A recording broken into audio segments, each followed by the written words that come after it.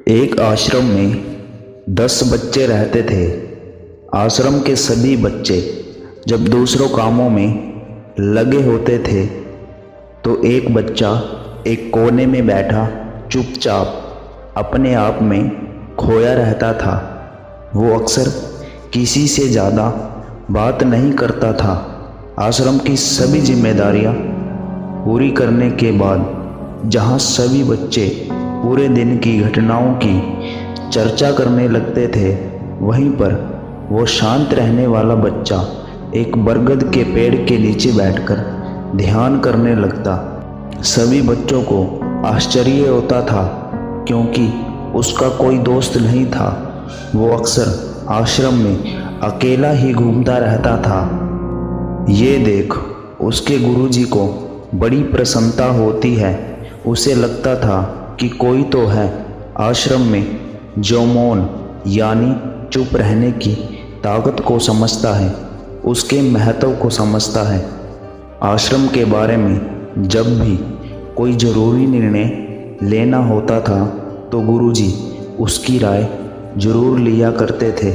लेकिन यही बात गुरुजी के दूसरे शिष्य को बड़ी खटकती थी क्योंकि वह गुरुजी का प्रिय शिष्य बनना चाहता था।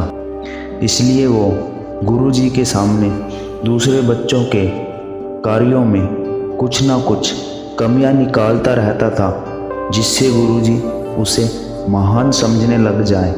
अक्सर वो अपनी जिम्मेदारियां पूरी तरह से निभाने का दिखावा भी करता था, चाहे उससे कोई सलाह न भी मांगे, लेकिन फिर भी वो अपनी सलाह देता रहता था। वो बहुत ही वाचाल शिष्य था और आश्रम के दूसरे बच्चों में बहुत प्रसिद्ध भी था क्योंकि वो सबसे हंसी मजाक करता रहता था, उनसे दिन भर बातें करता रहता था। इसलिए उसकी सबसे दोस्ती हो गई थी। लेकिन जब आश्रम के गुरु उसकी राय ना लेकर दूसरे बच्चों की राय लेते थे तो ये बात उसे बड़ी खटकती थी। उसे यही लगता था कि वो दूसरे बच्चों से ज़्यादा बुद्धिमान है, लेकिन गुरुजी फिर भी उसकी तरफदारी करते थे। ऐसा नहीं था कि गुरुजी को उस वाचाल शिष्य के स्वभाव के बारे में पता नहीं था, लेकिन गुरुजी उसे अपने तरीके से सीख देना चाहते थे ताकि उसकी ज़्यादा बोलने की आदत, दिखावा करने की आदत, दूसरों में कमियां निकालने की आदत हमेशा के लिए ख़त्म हो जाए और वो मौन रहकर ध्यान की गहराइयों को छू पाए। असल में हर सच्चे गुरु की यही इच्छा होती है। गुरुजी उस वाचाल शिष्य को एहसास कराना चाहते थे कि चुप रहने से ही असीम सत्य को जाना जा सकता है। एक दिन गुरुजी को एक तरीका सूझा। उन्होंने आश्रम के सभी बच्चों को अपने पास बुलाया और कहा कि मैं तुम सभी को दो दो हिस्सों में बांटकर अलग अलग गांव में भिक्षा मांगने के लिए भेज रहा हूं, और जो भी 2 बच्चे सबसे ज़्यादा भिक्षा मांग कर लाएंगे, उन दोनों को आश्रम की सभी जिम्मेदारियां निभाने का मौका दिया जाएगा। अपनी बात जारी रखते हुए गुरुजी ने बताया कि भिक्षा मांगने से हमारा अहंकार खत्म होता है, इसलिए हर शिष्य पूरे मन से भिक्षा मांगे। कोई भी इस काम को औपचारिकता में ना ले, वरना वो अपने जीवन का बहुत बड़ा ज्ञान खो देगा। आश्रम के गुरुजी ने जानबूझकर वाचाल शिष्य और चुप रहने वाले शिष्य की जोड़ी बना दी। वाचाल शिष्य के मन में सिर्फ एक ही बात चल रही थी कि इस बार उसे मौका मिला है और इस बार वो गुरुजी को दिखा देगा कि वो चुप रहने वाले शिष्य से कितना ज़्यादा प्रतिभावान है। दोनों शिष्यों ने आपस में अपनी सहमति से निर्णय लिया कि दोनों गांव के अलग अलग कोनों से भिक्षा मांगना शुरू करेंगे ताकि भिक्षा मांगने का काम जल्दी खत्म किया जा सके, चुप रहने वाला शिष्य हर द्वार पर जाकर अपने हाथ जोड़कर अपना भिक्षा का पात्र उनके सामने कर देता। उसके चेहरे पर एक सादगी और उसकी आंखों में एकांत होता था, जिससे भिक्षा देने वाले उसे भिक्षा देकर अपने आप को अनुग्रहित समझते थे। वहीं पर दूसरा हर द्वार पर जाकर उनको कुछ न कुछ ज्ञान देने लगता था, जिससे ज़्यादातर लोग उसे बिना भिक्षा दिए ही लौटा देते थे। पूरे गांव में भिक्षा मांगकर जब दोनों गांव के बीच में मिले तो वहां वाचाल शिष्य ने देखा कि चुप रहने वाले शिष्य के पास उससे दोगुनी भिक्षा थी। ये देखकर उसके मन को बहुत ठेस पहुंचा, लेकिन जब वो दोनों भिक्षा का सामान लेकर आश्रम की तरफ जा रहे थे तब वाचाल शिष्य को एक चालाकी सूझी। उसने चुप रहने वाले शिष्य से कहा कि हमें अपनी भिक्षा एक ही थैले में डाल लेनी चाहिए।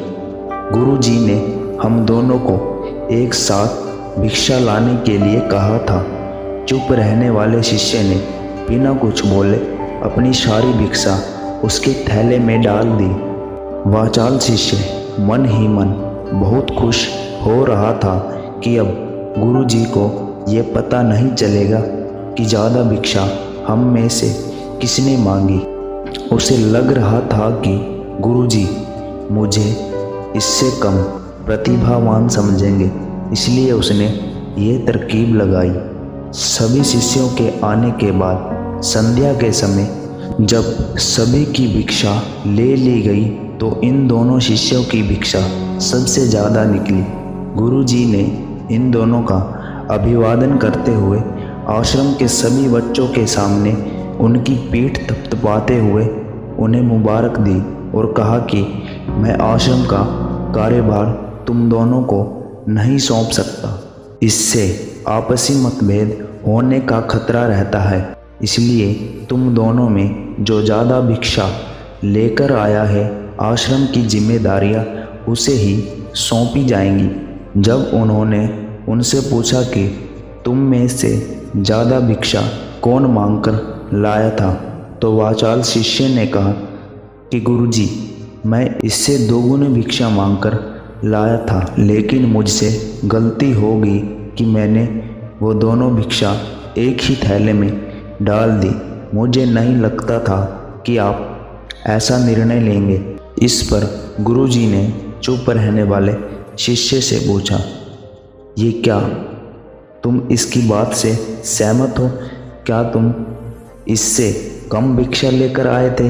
ये सुनकर चुप रहने वाला शिष्य ने गुरुजी से कहा कि गुरुजी मेरे पास ऐसा कोई साधन नहीं है जिससे मैं ये साबित कर पाऊँ कि मैं इससे ज़्यादा भिक्षा लेकर आया था। असल में ये उल्टा बोल रहा है।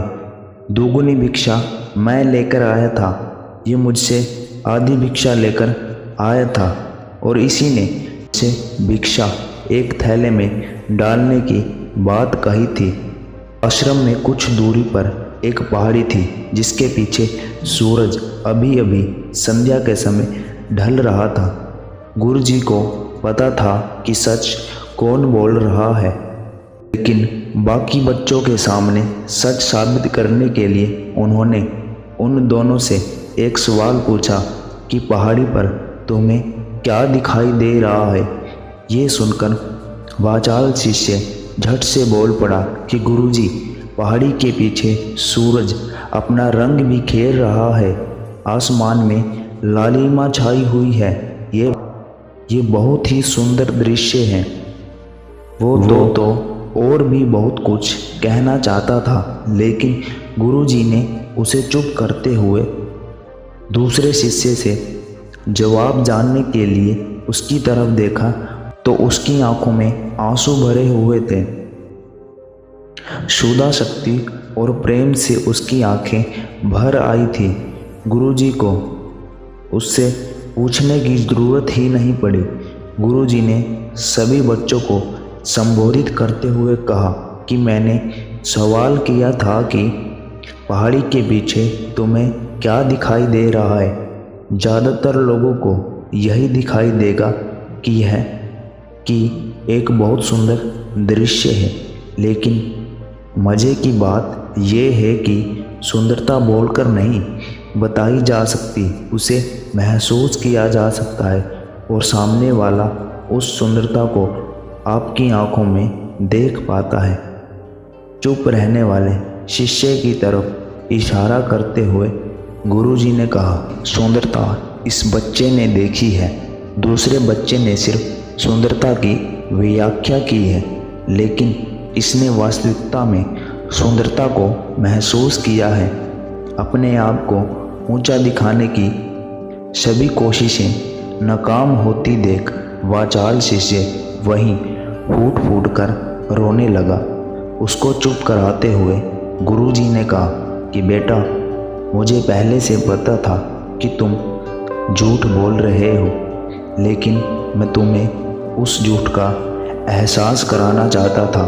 सभी बच्चों को संबोधित करते हुए गुरुजी ने बताया कि शब्द जाल की तरह होते हैं। हमारे ज़्यादा बोलने की वजह से समस्याएं पैदा होती हैं। कोई आदमी एक बात को बढ़ा चढ़ाकर बोल देता है तो उसे सिद्ध करने के लिए वह शब्दों के जाल में फंसता चला जाता है और इसी वजह से अंतर्मुखी होने के बजाय वो बहिर्मुखी होता चला जाता है। वहीं पर जिस भी व्यक्ति को अपनी अंतर यात्रा करनी होती है उसे सबसे पहले चुप रहना सीखना होता है। ज़रूरत से ज़्यादा बोलना या फिर हर वक्त बोलते ही रहना, ये सब हमारी अंतर यात्रा में बाधा बन जाती हैं। जब आप चुप रहने का अभ्यास करते हैं तो आप अपने साथ वक्त बिताने लगते हैं, जिससे कि आप अपने एकांत को जान पाते हैं। और एक बार अगर मन में एकांत स्थापित हो जाए तो आपकी आंखों में, आपके चेहरे पर वो सादगी, वो एकांत, वो स्पष्टता की झलक सब कुछ सामने नज़र आने लगता है। कुछ साबित करने को नहीं रह जाता, कुछ बताने को नहीं रह जाता, सब कुछ आंखों में देखा जा सकता है। चुप रहने वाले शिष्य की तरफ इशारा करते हुए गुरुजी ने कहा कि अभी जो दृश्य इस बच्चे ने देखा वो ज़्यादा बोलने वाला व्यक्ति कभी नहीं देख पाएगा। वो अपनी बुद्धि से तर्क वितर्क करता रहेगा कि उसे क्या क्या दिखाई दे रहा है, लेकिन उसमें से वह महसूस कुछ भी नहीं कर पाएगा। उसे दिखाई दे जाएगा पहाड़, सूरज, फिर उसकी लालिमा, लेकिन उस सुंदरता को, उसकी अद्वैतता को वो कभी नहीं देख पाएगा। अगर चुप रहने की कला सीखनी है तो सबसे पहले तुम्हें एक बात का ध्यान रखना होगा कि तुम्हें किसी को भी प्रभावित करने की कोशिश नहीं करनी है। ज़्यादातर लोग इसी वजह से ज़्यादा बोलते हैं क्योंकि वह दूसरों को प्रभावित करना चाहते हैं, अपने आप को साबित करना चाहते हैं और साबित करने के चक्कर में वो शब्दों के जाल में फंसते चले जाते हैं और धीरे धीरे वही उनकी आदत बन जाती है। अगर कोई व्यक्ति दूसरों को प्रभावित करना चाहता है तो वो कितने लोगों को प्रभावित कर पाएगा, उसकी ये भूख बढ़ती जाएगी और वो इस संसार में सभी को कभी भी प्रभावित नहीं कर पाएगा। इसलिए ये समझने की बात होती है कि बहिर्मुखी होने के बजाय हम अंतर्मुखी होकर अपने आप को समझ सकते हैं। अपनी बातों को ख़त्म करते हुए गुरुजी ने अपनी आखिरी संदेश दिया। उन्होंने बताया कि अगर कोई व्यक्ति ज़्यादा समय तक चुप नहीं रह सकता तो उसे थोड़े समय से अभ्यास करना चाहिए। दृढ़ संकल्प लेकर किसी व्रत की भांति दिन में थोड़ा सा समय या फिर हफ्ते में कुछ दिन चुप रहने का अभ्यास करना चाहिए। इससे हमारी चुप रहने की आदत खुद ब खुद बदल जाएगी, क्योंकि एक बार जब हम चुप रहने लगते हैं तो हमें चुप रहने का आनंद पता चल जाता है। उसके बाद हमें प्रयास नहीं करना पड़ता, बल्कि हमारा मन आनंद की तरफ अपने आप बढ़ता चला जाता है। चुप रहने की कला सीखने के बाद आपकी बुद्धिमानी और स्पष्टता दोनों में बहुत ज़्यादा फायदा होगा। वास्तविकता में जिसे दर्शन कहते हैं वो मौन रहकर ही किया जा सकता है। इसके बाद सभी बच्चों से चुप रहने का संकल्प लेकर गुरुजी ने अपनी बात ख़त्म कर दी और सभी बच्चे रात्रि का भोजन करने के लिए एक साथ भोजन कक्ष में पहुंच गए। तो दोस्तों, कैसी लगी आपको यह कहानी? अच्छी लगी हो तो कमेंट में ज़रूर बताना और चैनल को सब्सक्राइब भी कर लेना। तो मिलते हैं अगली मोटिवेशनल वीडियो के साथ। हंसते रहिए, मुस्कुराते रहिए और जीवन में आगे बढ़ते रहिए। जय हिंद, जय भारत।